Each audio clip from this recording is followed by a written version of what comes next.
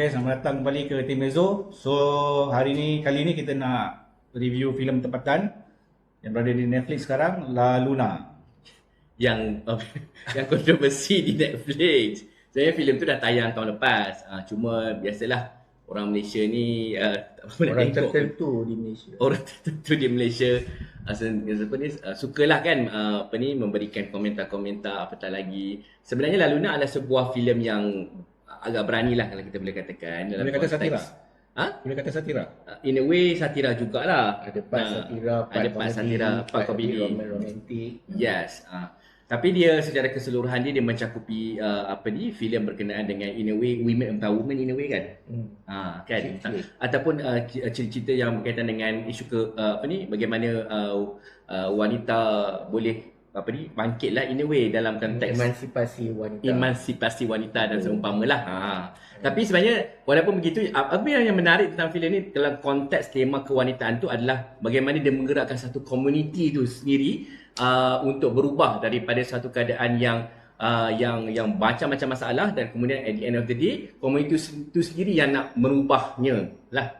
Dan saya itu yang paling utama, sebab kita sentiasa melihat filem kadang-kadang kita terpukau kepada tokoh. So tokoh tu lah sampai ke hujung akan menentukan nasib lah, seolah-olah tokoh tu jadi Tuhan. Tapi dekat hujung ni walaupun kita nampak benda tu 90% sampai dah dekat 10% nak habis, akhirnya tokoh tu pun jatuh.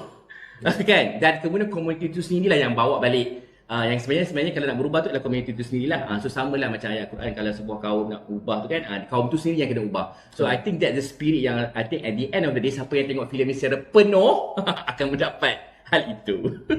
Okay, so I think soalan yang utama kepada yang kita boleh tanyalah kat kawan kita, mungkin Iqbal, dalam cerita tu ada mention pasal siapa ni watak utama membuka kedai bra tu lah kan, di Doha Qatar, betul ke sebagai orang yang duduk kat Doha? Ada je kedai macam tu kan. Tapi premis idea tu tak berapa kena lah. Untuk aku tak susah nak accept lah idea tu sendiri. Kemudian dia mention pula Doha. Sebab kalau kau tengok daripada filem tu, dia cerita di Doha pun sama, benda yang sama berlaku. Kedai dia tu pasal tutup sebab dibakar. So kalau kau pernah tinggal di Doha lah, mostly kedai-kedai kau buka kedai tu kat mana sampai boleh kena bakar, kan?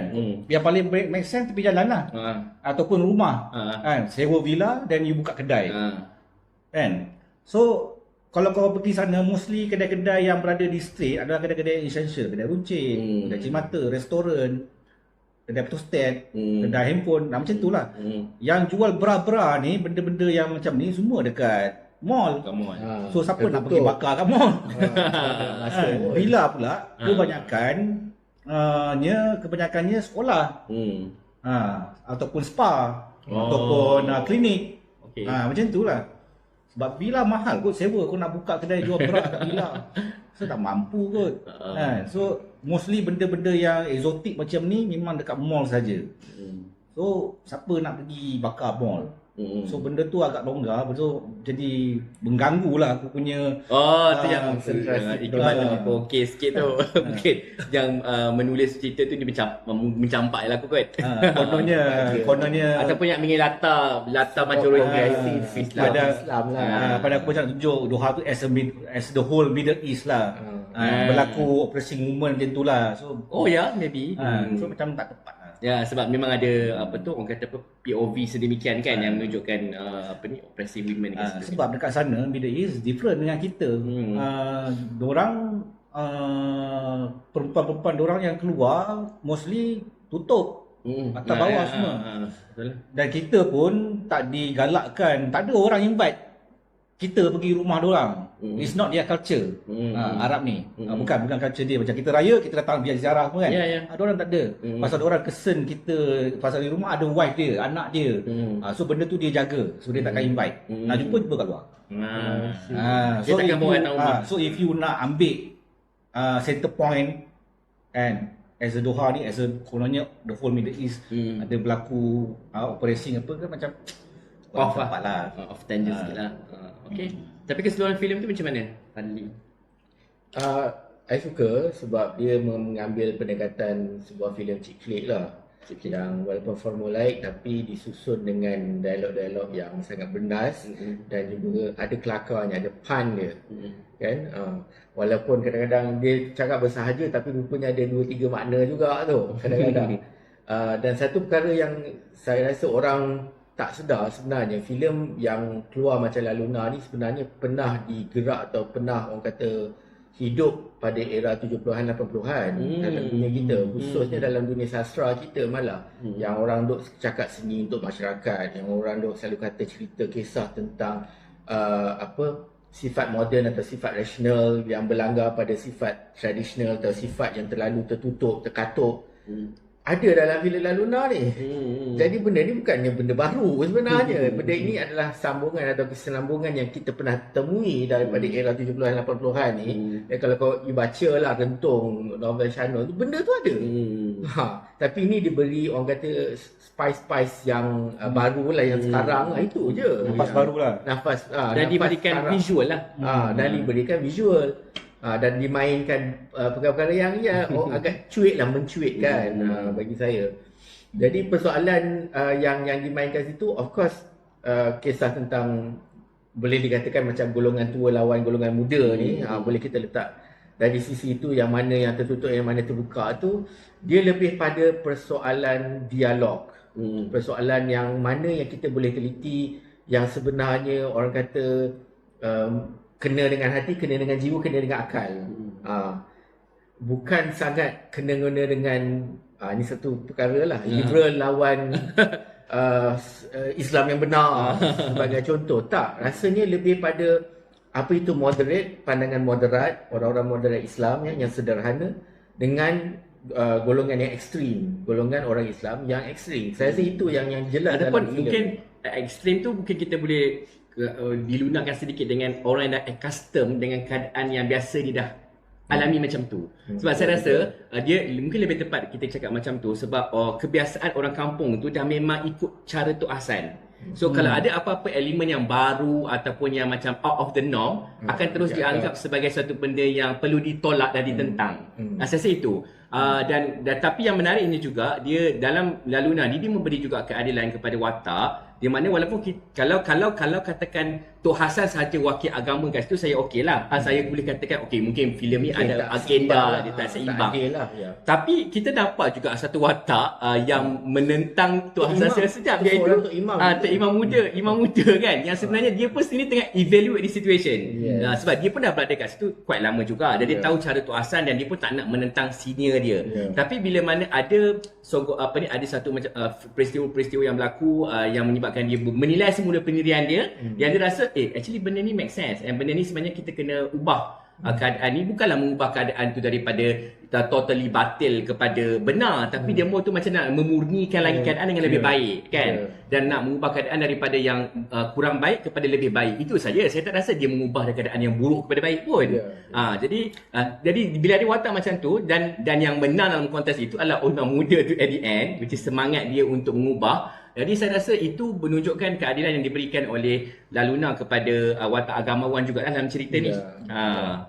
Dan kalau nak kata si liberal tokoh utama yang yalah, sebab dia free hand umpama kan, kita rasa dia menang pun tak semua keadaan dia menang. Ada juga sisi-sisi yang dia sendiri pun termakan balik apa kata-kata dia. So in the end, at the end semuanya manusia lah. Kan, dan manusia, dan akhirnya yang lemah yang perlukan support to each other. Dan tapi yang menarik tu bila kat hujung tu, bila dah nampak macam semua orang macam dah agak menyerah, dan akhirnya yang menggerakkan semula macam saya cakap awal tadi, community tu sendiri yang nak let's us work together, betulkan apa yang boleh dibetul, apa yang dah lepas tu lepaslah. Kan Tok Hassan dah kena tangkap lah.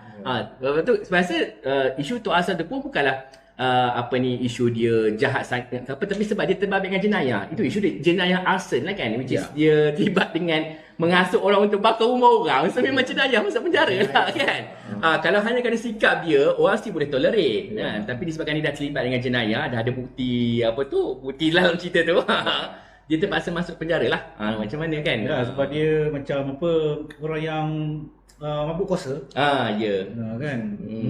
Tapi tentang liberal tu sebenarnya ada je. Kan kau boleh nampak sebab dia memang tunjuk dengan jelas. Kan daripada segi liberalisme tu kan. Tapi macam mana kau interpret je, tu je lah. Hmm. Sebab maksud kau yang mana bahagian liberalisme ada tu? pertanyaan mana tu je lah dia punya tu. Lepas tu dengan anak perempuan dia apa Anak semua perempuan dia yang progresif sebab dia bahasa Inggeris. sebab kau kena ingat sebab dia mengajar bukan macam mana dia memberontak apa semua. Lepas tu dengan Namani tu sendiri, watak dia tu sendiri jelas liberal. Watak dia tu liberal sebab dia mau pertahankan Jap, sekat. wanita ke? Benda ni kau kena cut kan. Kau kena jaga sikit ni. Tak, sebab dia macam ni, definisi dia liberal tu juga sebenarnya. Kalau liberal tu dalam konteks liberate pemikiran ataupun liberate dalam konteks maksudnya orang kata apa, against sikit lah the norms, macam in the sense that kan the norms macam macam ni dia kan bukan sedikit tidak beradab in a way. Yes. Okay. Sepatutnya dia lebih beradab lah in a way bercakap, tapi dia confront gitu kan. Sebab dia kan ada idea dia sendiri, dia ada vision dia sendiri, dia ada pendirian dia sendiri. Sebagai Kalau itu dimasukkan liberal, adakah bukan sebab okey je. itu? Sebab aku bila ambil persoalan liberal ni, aku kena tengok pada dari segi tauhid. Adakah dia ada melanggar benda-benda yang ada kena dengan yang central. Yang central pada hal-hal sebab asas. dia mengajar mak-mak tu supaya tidak melayan suami. Tu salah. Kau suami kau macam mana pun sekalipun, kalau dia buat agenda, kalau kau nak kau kena tolak petition tu. Ada tempat tu. Tu haram tau. Benda tu. Itu bukan ke rasa Tak boleh. macam pujuk-pujuk ni? Tak boleh. Tak boleh. Kau pujuk-pujuk pun, tapi kalau suami kau nak, kau kena bagi. Sebab itu hukum. Hukum yang telah ditetapkan, kau tak boleh larang benda tu. Selagi suami kau tak mengajak kau melakukan benda yang melanggar syarak, kau tak boleh tolak. Kalau kau bukan dalam keadaan uzur, nifas, kau period, kan, kau tak sihat, kau sihat, kau kena ikut suami kau. Tapi okey, kalau secara Sebab benda tu akan jadi pegangan, orang tengok. Orang akan buat. Salah tau. Yang ramai yang hukum tak boleh. Macam mana? Orang akan okey, ikut. dia kalau Iqbal cakap orang tu akan ikut, kita tengok dalam cerita tu apa yang berlaku pada orang-orang kat dalam cerita tu. Sebab lepas habis isu pasal idea nak petition tu kan, ada watak di mana Farah dengan si ini kan, Namron kan. Tak, which is dia melengkapkan apa yang Fadil sebut cakap tadi, which is dia bukanlah dalam kata kalau tak petition tak nak kasih. Dia try untuk kasih kan. Selepas Namron tolak petition tu. Yelah dia try untuk kasih, tapi dia kata kalau dia Kan dia belah lepas tu. manja. Kau dia manja-manja. Lepas tu dia tak kalau nak kau kena tolak. Maksud, kalau tak nak dia belah. Masuk Maksud malam tu dia tak dapat. Semua tak dapat. Kan dia pergi minum teh tarik kat warung tu. Semua tak dapat. Yelah. Malam tu. Yelah, sebab tapi bini dia tak adalah macam tahap macam tak nak. Bini dia still nak. I mean like okey je. Cuma Tapi bini dia letak syarat. Kalau kau nak, kau kena tolak petition tu. Selagi kau tolak petition tu, maksudnya kau tak dapat lah. Sebab malam tu, diorang semua berkumpul kat warung minum teh tarik. Betul lah. Maksudnya semua malam tu tak dapat. Okey. Besok tu kan diorang berkumpul di rumah tu, di pejabat tu ketua. Selepas besok tu baru dapat. Okey. So, berhati-hati. Tapi macam still tak rasa macam perempuan tu macam nak tolak Itu aku cakap. macam Itu aku cakap. secara macam Tak tapi kisah. tak langsung ke apa ke. Tak kisah macam mana cara kau tolak. Macam contoh lah tu. Tak kisah Macam tadi dia macam cara tolak Tapi, secara persoalan dia memang diorang tak dapat malam tu. Sebab semua tak dapat. Sebab semua pergi minum teh tarik malam tu. Betul? So semua tak dapat lah. Semua tak Semua dapat. akan duduk dalam perasaan kecewa. Bila seorang isteri menolak permintaan suami dia dan suami dia kecewa malam tu, berdosa. Tak tahu, tapi rasa macam still rasa perempuan tu tak apa tu, tak adalah macam apa tu. Dia sebenarnya macam ni. So macam ni. Ringkasnya persepsi masing-masing. Okey. Macam mana kau hadam benda tu. Ada orang dia macam ni, jadi tiba-tiba ekstrim. Ada kali ni akan boleh membuat semua boleh Islam mulakan. Kuliah kan. Up to you kan, macam mana kau punya persepsi. Pada aku cerita ni fun. Banyak benda-benda yang best. Especially yang Allah sentiasa ingat, jadi Allah sentiasa sayang. Cantik kan. Cuma idea tu je. Pemikiran dia, tempo cerita dia tu bagus, tersusun. Script best. Yelah, dan cara dia syuting, cara dia susun naratif tu aku sangat suka lah. Satu lagi ni, sebab dia berbicara tentang benda yang sebenarnya sensitif lah, benda yang dalam kamar. Tapi tak tahu siapa the main culprit lah cerita ni. Tak nak bagi saya lah, dia speaker tu.